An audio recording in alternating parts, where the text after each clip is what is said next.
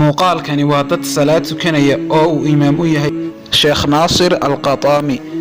sida aad wada arkaysaan dadku waa ay wada khushuucsan yihiin waliba si aad ah. waxaa safka hore ku tukanaya wiil dhalinyaro ah. haddii aynu u fiirsanno waxa aynu arkaynaa isaga oo ooyaya waliba si xoog ah, mana awoodo inuu indhihiisa kala furo.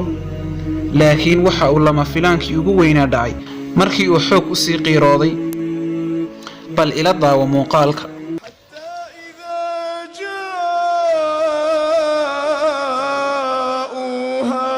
وفتحت أبوابها وقال لهم خزنتها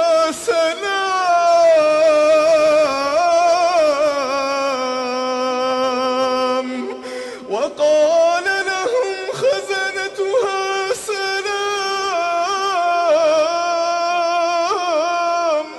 سلام عليكم طبتم فادخلوها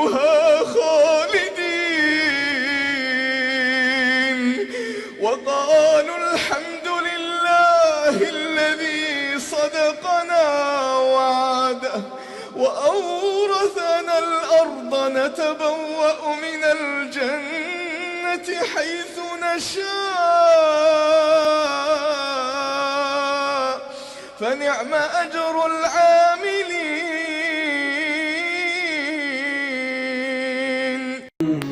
يا الله، wiilka yari waxa uu la ooyayaa cabsida Eebba weyne subxaanahu wa ta'aala. waa uu ooyayaa mana awoodo inuu madaxiisa kor u taago, maxaa yeelay waxa uu u fiirsanayaa macnaha aayadaha qur'aanka kariimka.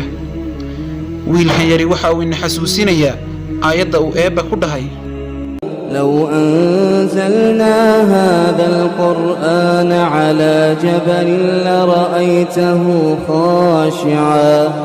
لرأيته خاشعا متصدعا من خشية الله وتلك الأمثال نضربها للناس لعلهم يتفكرون.